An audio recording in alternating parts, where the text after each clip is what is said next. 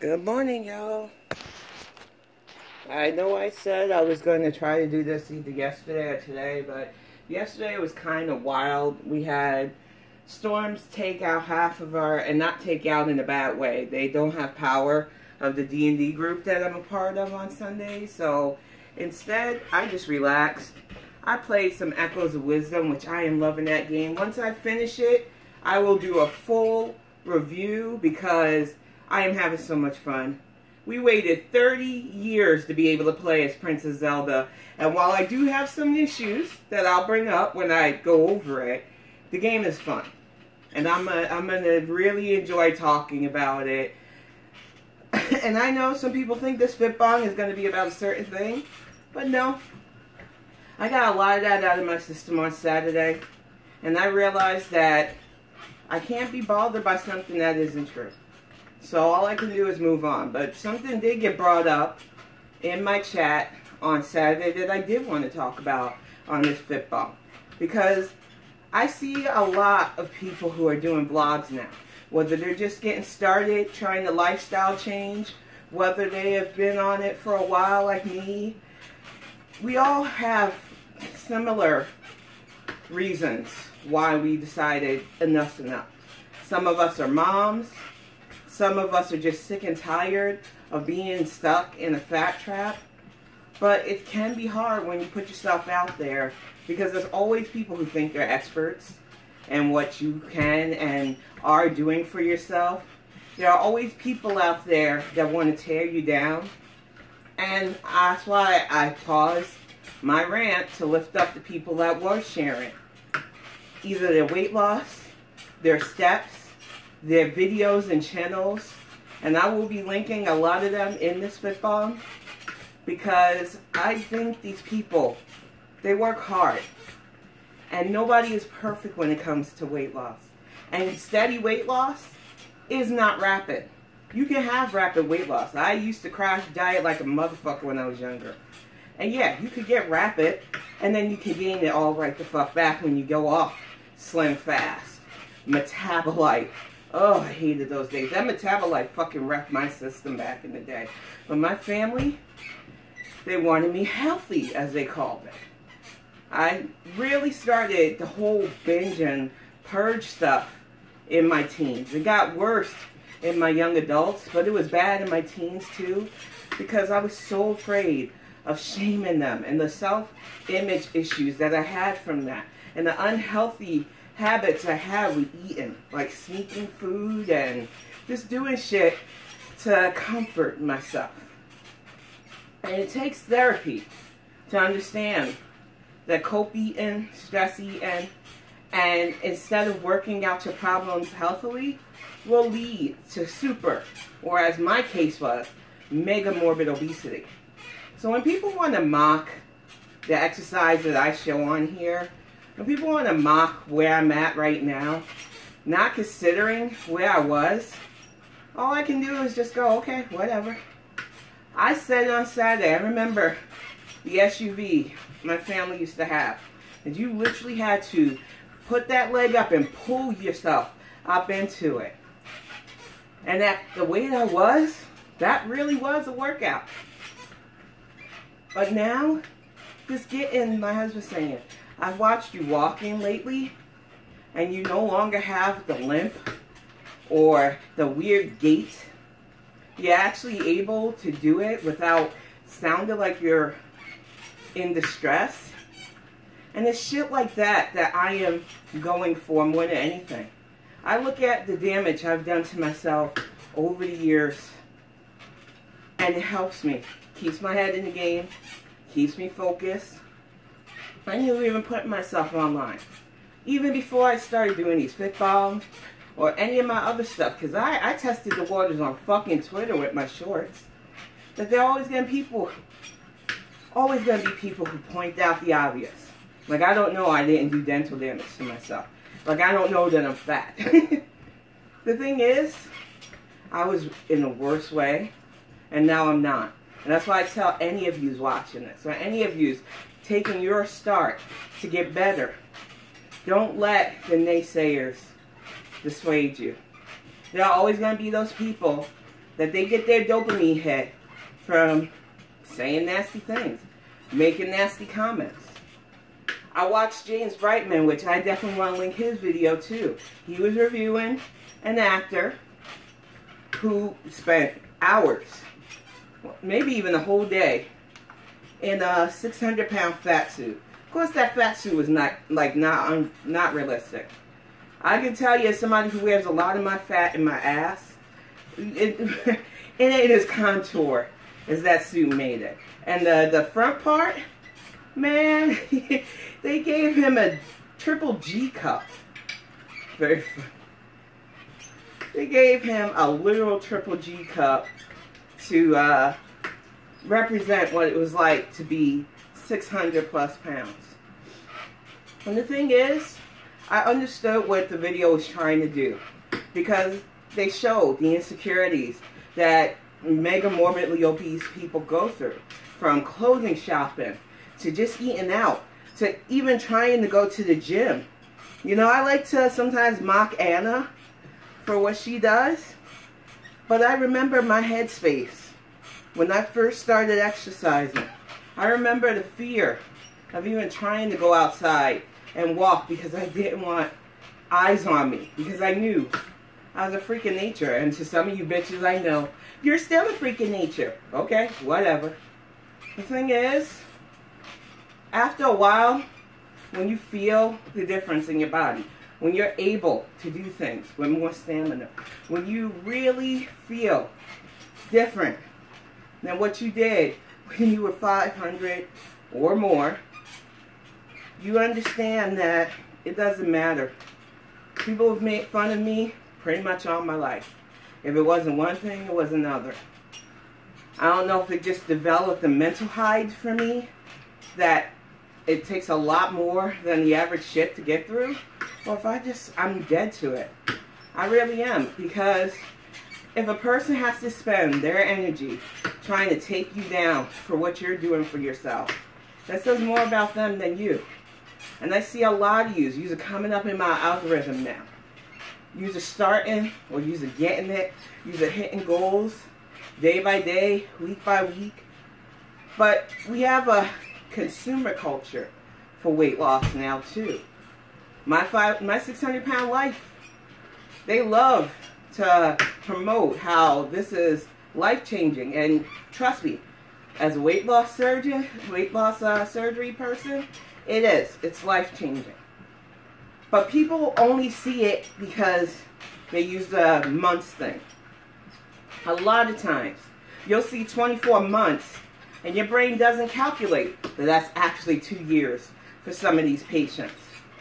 You'll see 36 months and not realize that's 3 years, if not more. People think that weight loss surgery is a fucking magic button, and it's not. You have to put in the work, and even with the liquid diets, even when you can go back to puree, and even when you get back to solid food, if you're not doing the work, or heaven forbid, you go back to old patterns. Because I tell people all the time, during the pandemic, I stress ate. I'm not going to get into details, because I know there are people stalking. I know there are people waiting for me to complain about the topic that they thought they were going to hurt me with. But no, because I get therapy for everything I went through. But those who do know me know that between 2018 and 2021, it was a fucking stressful time. And because of that, I went back to old habits.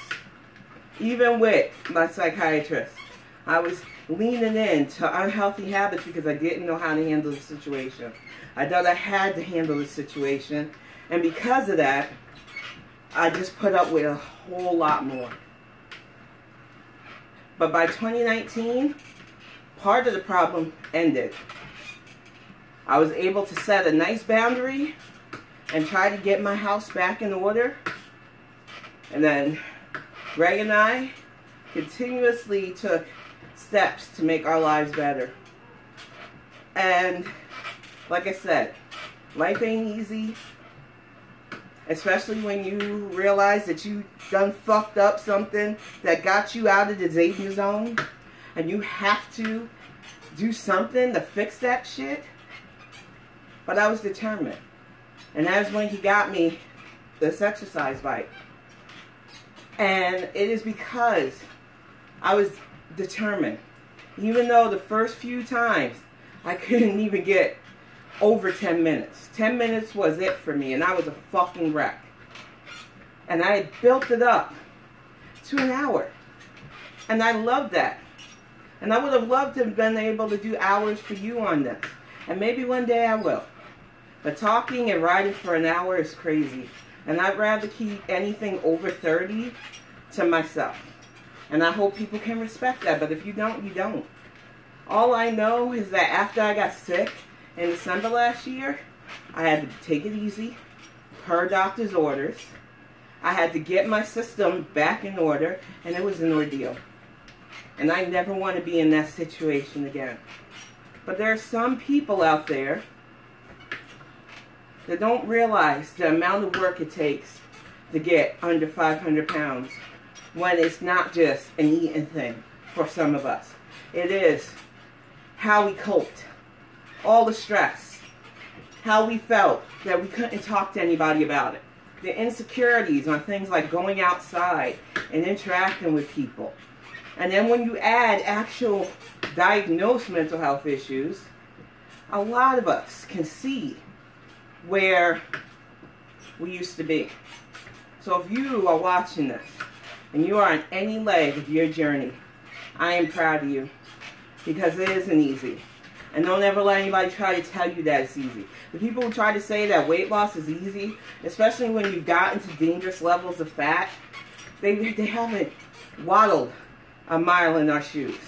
They haven't struggled in a society that automatically assumes that your fat is just a reflection on you being lazy. And while there are some that represent that, there are plenty of us who know that it was a trauma thing, and it was a coping thing, and it was a way for us to feel control of something, even if it was truly out of control. It was really hard to accept those words from my doctor. But having somebody who will listen to what you say, who will just give you the feedback, whether you want to hear it or not, it helps so much. That's why I say to people, and I don't say it flippantly, that therapy really does help. That's why you see like little glimpses of it on my 500-pound life or my 600-pound life.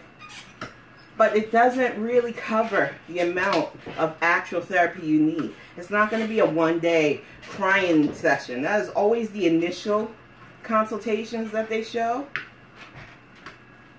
If you're serious about combating the traumas, working on strategies for coping stress eating, you have to do prolonged.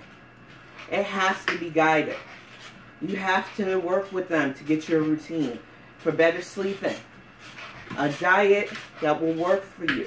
And I don't mean diet in just less food intake, because people only understand diet as being reduced or completely changing your eating. When I was at my worst, I only had like 1 or 2 really huge meals a day. I know people like to laugh at those 600-pounders, but you can't have what you consider dinner and lunch, or breakfast and dinner, and you think you're doing something by skipping the middle meal while grazing for most of the day, because you don't consider grazing actual eating. Trust me, this is my life. I know what I'm fucking talking about with this. And when you do shit like that, you're fucking your system up. One of the things people still around me get surprised at is that the doctor said 3 meals. Get up every day or close to every day at the same time.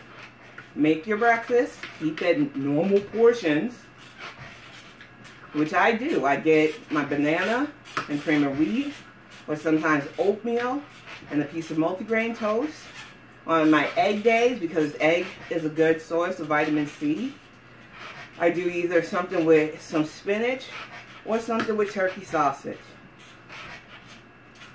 You give yourself variety so that it doesn't get mundane, But breakfast is key because it kicks off the fuel you need to get shit done during the day.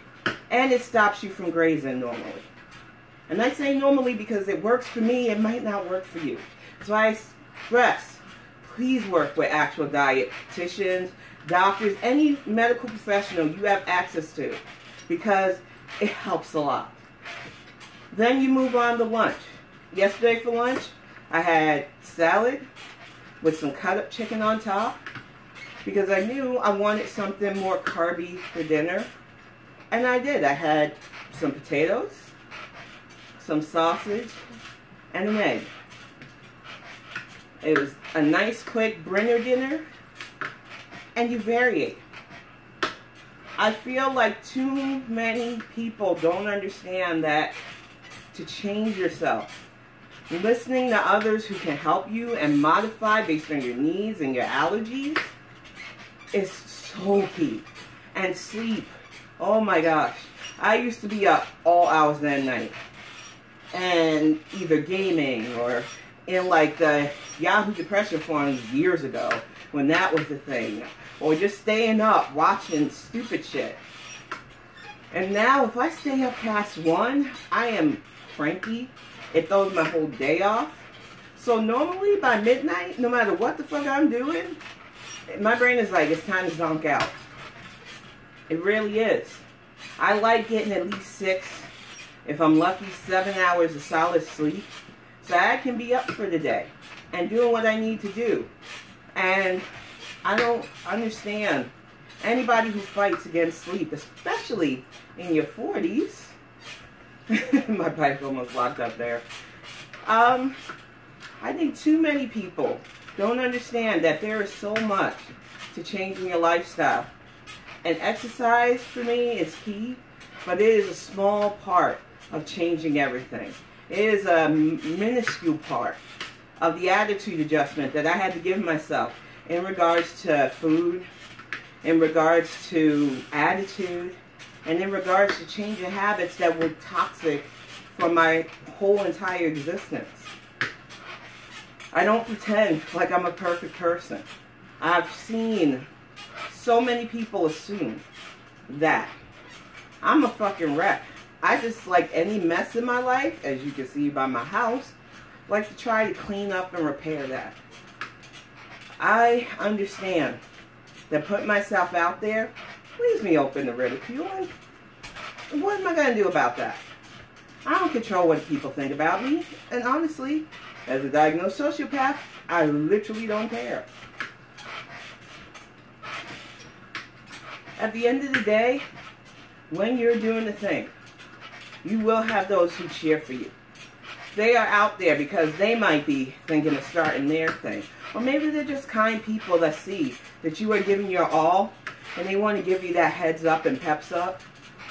There are always going to be compliments and there are always going to be critiques. You can't let that get in here. You have to keep focused because your goal is not their goal. Your goal is your goal. Get into your desired weight. It's going to take effort. It's going to take time. It's going to take work. And what you can't do is let anybody get in your head. I tell people all the time, while the main reason why I started to lose weight didn't seem selfish to me, this current change for myself is completely for me. I found somebody who loved me for me. He would have loved me even if I had stayed at the size that I got to when we were in Saginaw. But I didn't want that. I didn't want that life. I didn't. Because I remember what it was like getting to a point where I didn't know if I was even going to be able to take care of my son. Getting to a point where I really was an accident away from bedbound status. Getting to a point where any thought of actual stamina was just in my head. So now that I can do stuff like this, now that I get outside more, now that I'm actually able to grow stuff and garden and go into town and hang out with friends, do family meetups and go to the lake. This is stuff that most people do and they never think about it. Most people do, and you probably take it for granted. But like that video where that guy wore that fat suit, the amount of emotional insecurity that you still feel. I remember the first time we went to the lake a couple of weeks back. There was this bench there, and it's a slope, so you have to climb down this, you know, for big people. Slopes are an enemy. I don't care. There's no shame in my game. I was so terrified at first, but I was like, you know what? I don't want to embarrass my family members, just go. I got down the slope, and I seen that tiny bench, and I was like, I don't think I can sit on this. Because I still, most days, feel like I do when I was. That's shit I gotta work on. 512 pounds. It fucking sucks. But when I sat on it, and there was no noise, when I sat on it, and there was nothing indicating that it couldn't hold my frame, and it's gonna sound silly to anybody who hasn't been that size or bigger, but it made me feel good. When I was out front the other day and I sat down on the igloo cooler and almost jumped right back up because I was like, I don't think this can hold me. What the fuck am I doing? And Greg was like, just sit there, you're fine. It's not gonna break. Because in my head, sitting on certain things that normal people are used to, I never had that. When you have been there and you're at a place now where you can do that, come on now. There are so many people who will never, ever fucking understand this, and I get it. And I wouldn't wish it on you anyway. Because nobody should be the size I used to be on purpose, because it was built by trauma. It was built by selfishness. It was built by just, I guess, entitlement too. Because I thought, fuck this world. I don't want to be a part of it. How can I make sure that happens? And I was very selfish in those days. Cramming way too much sweets, way too much junk, way too much things that gave me a temporary dopamine hit into my body because I hated the world and I wanted the world to just hate me too. And when you are in that headspace, nothing else matters. And like I said, my wake-up call was becoming a mom. Every day, I'm thankful that my son was brought into my life. I'm thankful the way it happened because it brought together me and Greg. It brought together just the idea that I gotta stop being so fucking selfish because it's not about you. And then I started to seriously get help. I started to really realize that I can't do this alone. I needed not only support, but I needed actual doctors and therapy to get me through. And when you start taking those steps, whether people think it's too small or not enough, don't listen. Do you.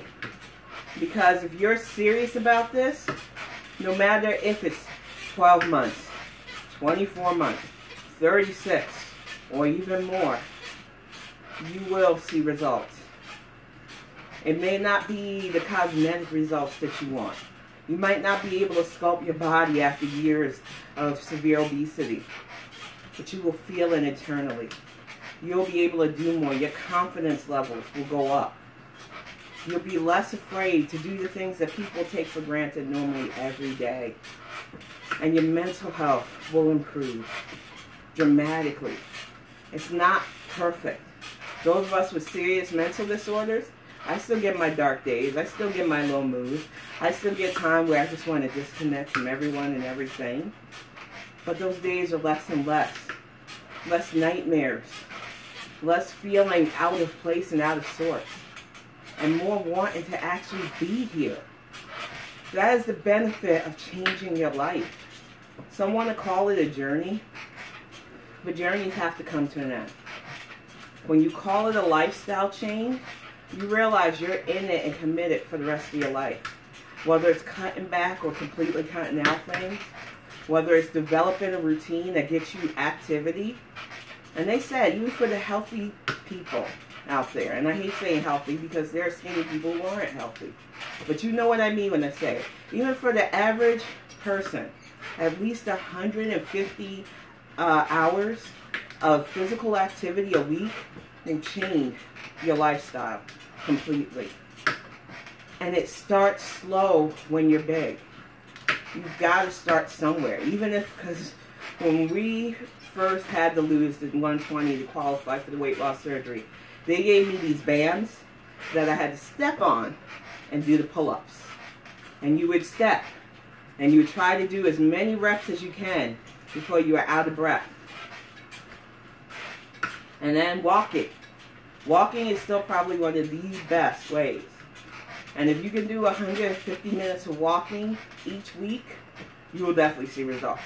Swimming, which we got lucky when we were down south to have the pool to do it. And that's why I want to get one down here, but we have to do certain things because we get serious snow in this area to make sure that the pool is either easily taken down or can be secured where the harsh weather won't fuck it up. Because the pool is an investment.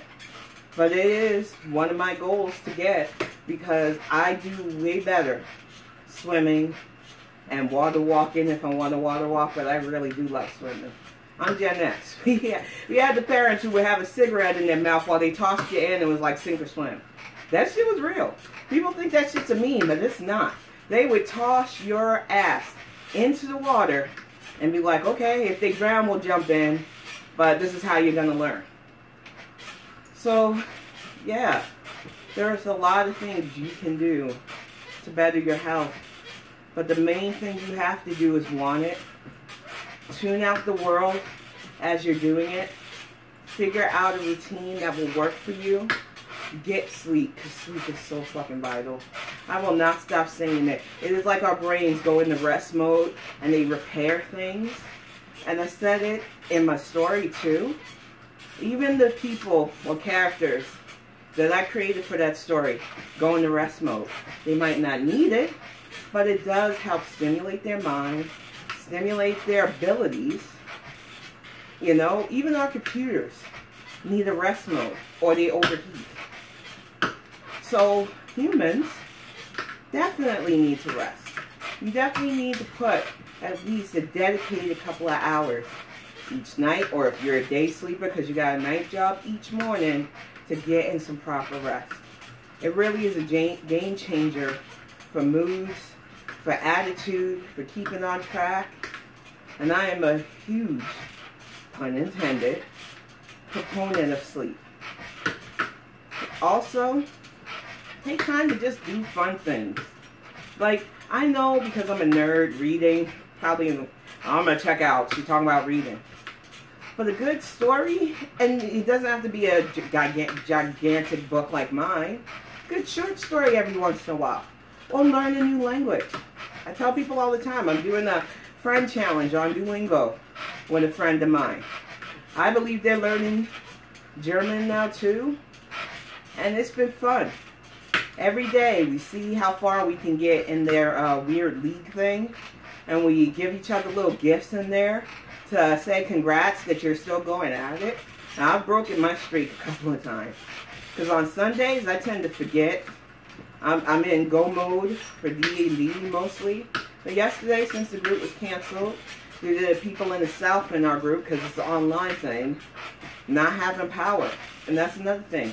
If you were in the path of the storm, I really hope that you are okay and safe. I know some of them are going to be without power for another couple of days, and it fucking sucks. I remember those days. I'm telling you, it has been a crazy couple of weeks, but this weekend was wild too. So if you were in that storm path, I really hope that the damage wasn't too great.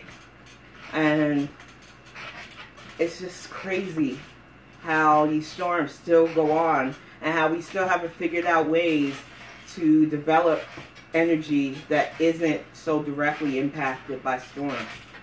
Because I can't even imagine being without power for days again. I hated those days when I lived in the South. Either way, y'all, that is 30 minutes of me riding and yapping. I like doing these. I try to get them at least twice a week, so you might get another one on Thursday. But it's like I said, I don't do these for people. I do them for me, to remind myself that I can do this. And your weight loss, or change of lifestyle, as I like to call it, is your own personal path. No one can tell you how to be. No one can tell you what you're doing is good enough or bad enough. You'll feel the results. You'll see the results. You'll still give a side profile with a butt like this, though. You'll be able to actually laugh at yourself and stop being so sensitive to people who just want to bully you, because you know where you were, where you're going, and where you want to be. So, that's my pep talk for today, y'all. I hope that you enjoy this week, and I'll probably see you on Thursday if I'm up to another one of these tapings. And I'm sure I'll have stuff to talk about, especially since you know who is back, you know where. But for today, I just want to just give a shout out to those of you who's doing the thing or attempting to do the thing, because you're not alone in this. Have a good one, and I'll see you all soon.